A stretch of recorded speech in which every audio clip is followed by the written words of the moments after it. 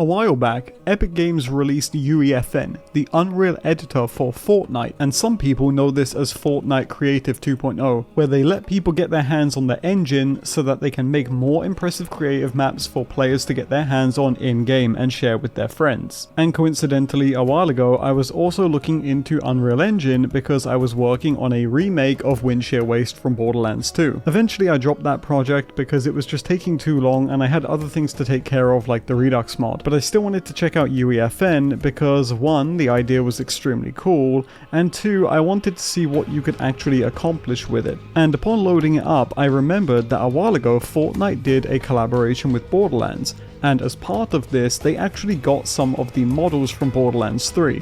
So I started playing around and tinkering, and then it hit me. What if we started a series where we remake areas from Borderlands games inside of UEFN with updated lighting and maybe some other goodies as well? So I figured I would do this kind of time-lapse series where I show you the process of what went down, the challenges we faced, and how we overcame them, not only to log our experience as developers on this, but also to give old areas, like for example in this episode the Arid Badlands, a little makeover in Unreal Engine 5. Borderlands 1 was made on Unreal Engine 3 over 12 years ago, making it an extremely dated game, but what if we can give it a fresh look of paint in a different setting? Now, just for the record, this isn't going to be a full remake. I'm not going to recreate the opening missions or have you walking around killing enemies. We're purely just remaking the scene to see what it would look like with a fresh new lick of paint in a potential remake/remaster. And of course, because we are going for a remake, we're not going to have this be completely the same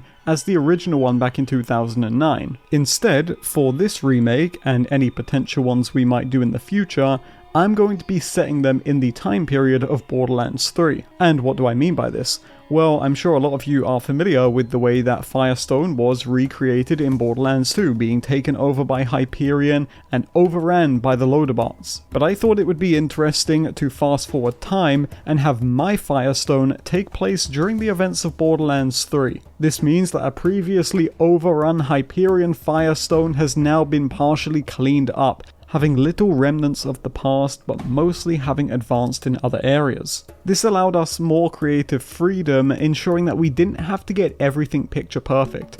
Unlike my Wind Shear Waste remake, I wasn't trying to make sure that every rock perfectly lined up, or that every flagpole made the flag face the right direction. This would save on time and also allow us to get an alternate reality, almost like a what-if scenario. And Dr. Zed, well, he's not here. He's at med school, so he can't exist in this Fyrestone. But with that being said, let's keep the time-lapse rolling. And unfortunately, I started recording my time-lapse after I had already imported a few models for this remake. But that's perfectly fine, because it allows me to talk about the prospect of models. Sadly, in UEFN, Epic doesn't let you, to my knowledge, edit any of the base models and gain access to them. They're set to read only, meaning their textures can sometimes for the most part be locked and you can't really modify them unless you just want to outright replace them, and the same goes for the models. I believe this is the case because they don't want people potentially taking these models and reselling them elsewhere, which would be a major legal issue for Epic. This meant that we didn't have much freedom in terms of making more variations of the existing models. We couldn't take a barrel and make it green, and we couldn't take a sign and make it yellow. If we wanted to do that, we'd have to make a new texture ourselves or find another way of pulling it off. Because of this, I utilized UModel, which is a tool you can use to go and extract models and textures and other stuff from these games. And this would be crucial because we needed the iconic Fyrestone buildings, which just aren't present in UEFN. So there might be times in this video where you see me often dipping into UModel to go and pull a model from Borderlands 2 or even Borderlands 3 in some scenarios. I'll then load that model into Blender, where I'll convert it over to an FBX. My UModel exports stuff into PSK, which Unreal Engine will not read, so we need to convert it over. That's where Blender comes in handy. I can load it in, make any adjustments I want to the model, export it as FBX, and then load it into UEFN where we can then use it. And I'm sure I'm going to see some questions asking why I'm not texturing these models in Blender, and the answer is very simple. It takes a very long time, and I don't have that time on my hands. I would much rather get these models into Blender, a software that I'm not familiar with, export them as quick as I can, and then load them into Unreal Engine, which I'm more familiar with, where I can then remotely texture them from there. This allows me to get my texture opened up into a flowchart, which I am way more familiar with, and from there I can apply stuff like roughness, normal maps, specular maps, and so much more. The big one there is roughness, because for some reason a lot of these textures, when you import them in, look very shiny and reflect light in an almost unrealistic way.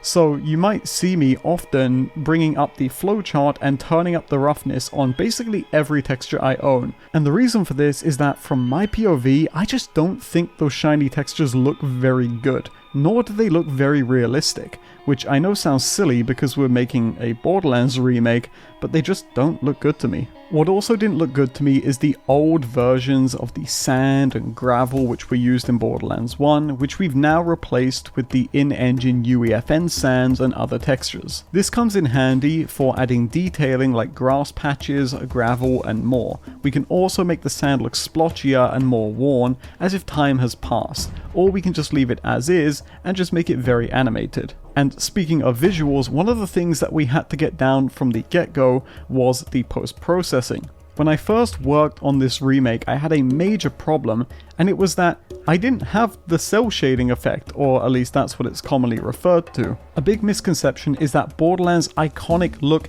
is the result of a post-processing shader, which adds that detail to every texture. No, that is wrong. Most textures are hand-painted, adding these details in meticulously to ensure that it gets the iconic Borderlands look. Yes, they are all done by hand. The actual post-processing cell shading shader, which people typically refer to, is the shader that adds a thick, distinct black outline to the edges of objects depending on the way you're looking at them in the world. And at first, I did have a flowchart set up from a tutorial I watched a while ago, but it just didn't look very good, and as you can see, is just a big mess. And then what do you know, I discover that Epic put it in the game already, so I wasted all of my time. But no worries, we drag it into the level, and as you're already seeing and have been seeing throughout this video, it looks far better, so that's what we go for. It really adds that distinct Borderlands 3 look, but there was one more problem that needed to be solved, and you probably haven't noticed it because throughout the whole video it's been active, and that is desaturation. See, typically Fortnite is a very, very bright and colourful game. After all, it's for kids, and I'm a big kid. I love that colour, and I love the oversaturation. It's what makes me enjoy these games more for some reason. But for those of you that played Borderlands 1, you might remember that it didn't look as colourful as Fortnite, and neither did Borderlands 3. So I had to add desaturation through a post-processing volume to bring down the color levels to get it to a point where it felt just about right. This was essential to capture that iconic Borderlands look and feel, and when I look at this, it does give me strong Borderlands 3 vibes. Does it have to be as grey as Borderlands 1? Absolutely not. This is a remake and time has advanced. But speaking of some cool, weird stuff, I do want to show you guys something that might blow your mind. For a lot of the buildings I was working on, I didn't know how I was going to pull off the way they actually worked. For example, the iconic Fyrestone buildings on paper seemed easy, but for places like Zed's, they actually had walls inside of them, which made them look totally different on the interior. And I didn't know how I was going to recreate that. But as it turns out, we don't need to recreate that at all. All of the work is done for us because these models in Borderlands 1 and 2 and wherever else they're used are typically just big meshes that they'll put inside of a pre-existing building to change the interior. And this doesn't just go for Zed's place, this is also the same for, surprisingly, TK Baha's home from the Borderlands 2 version of Fyrestone. I bet you didn't see this coming. Yep, this is one entire mesh. While there is detail added to it, this for the most part is just one mesh for the interior, which even leads down into the secret basement from the side mission. Now, let's talk a little bit more about the art direction for this remake. As I mentioned earlier, the last time we saw Fyrestone was in Borderlands 2, and it was very overrun by Hyperion, covered in pools of slag and so much more. But one thing they actually did with this version of Fyrestone, which I loved, was that they opened areas of it up to make it feel less restricted and like time had actually passed. And while I was making this remake, I wasn't doing that. And then I decided that I would actually follow suit and do that.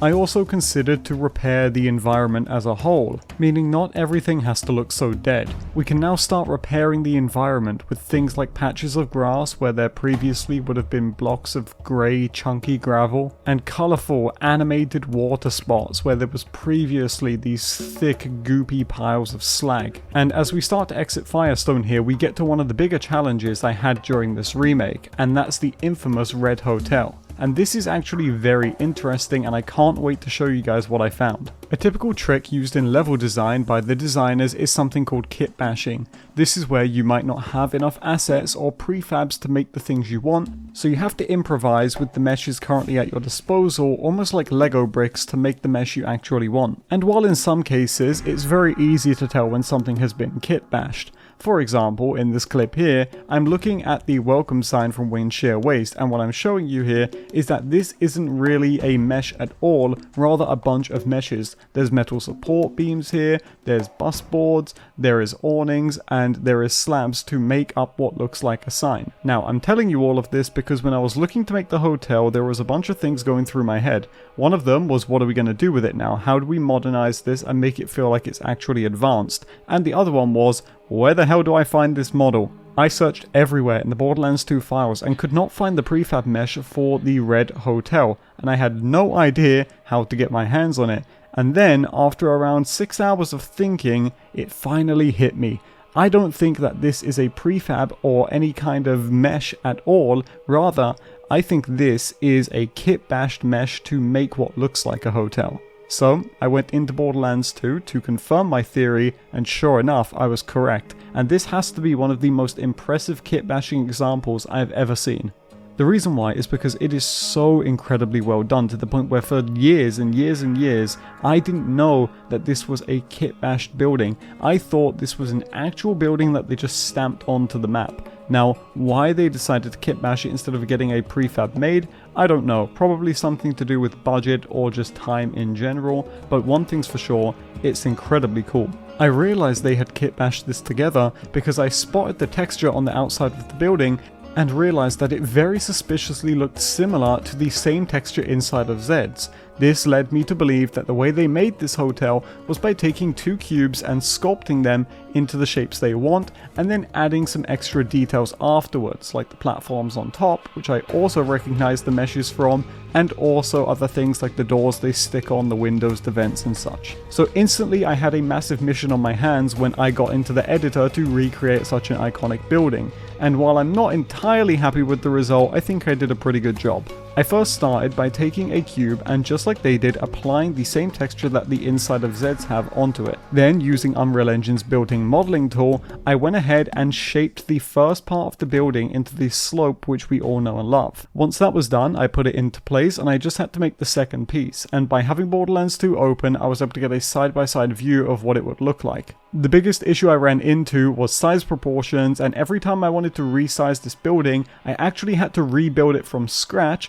because Epic Games, go figure, stops you from merging meshes together. Why is this engine so inconvenient to use in comparison to default Unreal Engine? I do not understand. So I ended up rebuilding the hotel maybe 3 times before I was happy with it, and even still I think it could be a little bit smaller, but I'm happy with it overall. The design I went for, as we talked about changing up art styles, was to turn this hotel into a more advanced and more forward in time COV propaganda center. I thought this would be a good aesthetic to go with, as it would fit the time period and also just look really cool in general to have a radio shack of sorts, giving throwbacks to Hunter Hellquist and this just in. And all in all, I think it looks really beautiful. I textured a lot of the ground around the building to make it look a bit more aged and weathered, and also updated some of the outside detailing to make this look like it was a true COV shack. And of course I had to add the chest on top for nostalgia.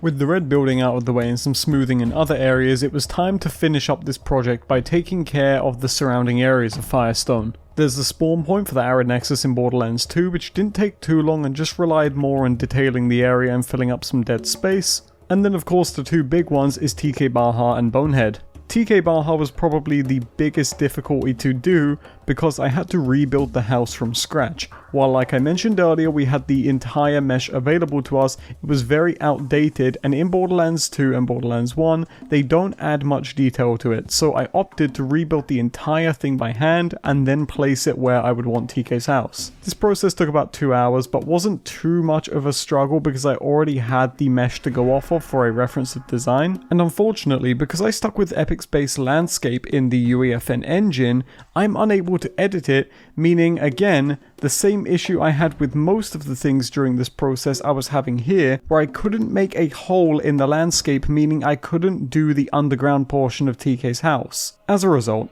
I decided to make a trapdoor cover which I would put over it to give off the illusion that it had since been boarded over and sealed off. I know this is going to be disappointing for some of you, and unfortunately I don't feel the same way. This project is a big undertaking, and quite honestly, the less areas I had to finish at this point, the better. But with some more detailing and some additional models pulled from the Borderlands games, I was able to fully furbish this area and make it feel truly special. I don't want to toot my own horn here, but I really feel like I added a lot of character to this area. Now of course TK's does trail off into other areas of the arid Badlands, but because those areas are just uninteresting and bland, and we're only focusing on Fyrestone, I'm deciding to just patch those off. But all in all, I do think this is an area that TK himself would be real proud of.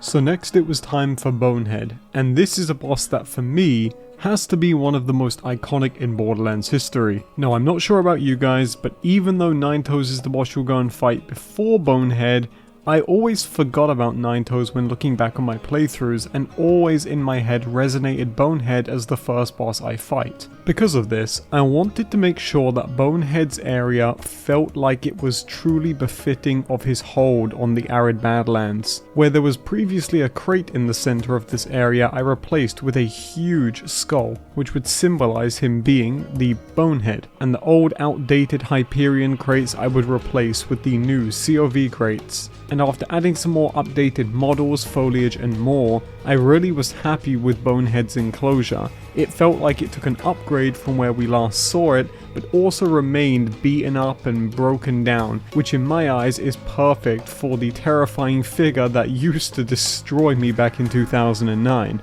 And so with Bonehead's arena out of the way, that's how I turned this into this. A remake of Fyrestone which took me 57 hours in Unreal Engine 5, and it was some of the most fun I've had in a while. I learned some crucial skills and tricks while I was working on this, and it was a really eye-opening experience seeing all of the trials and tribulations that these developers have to go through. And while there were some stuff that I skipped, like doing blockouts, this overall was a very taxing process, but it was one that I'm grateful for nonetheless. So now my question to you guys would be, what do you want to see us do with this remake next?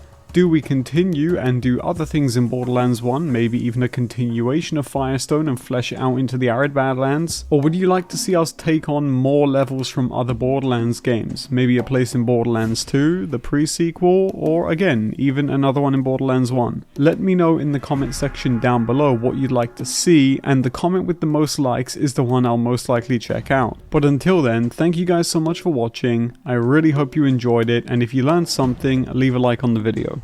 Until next time, take it easy.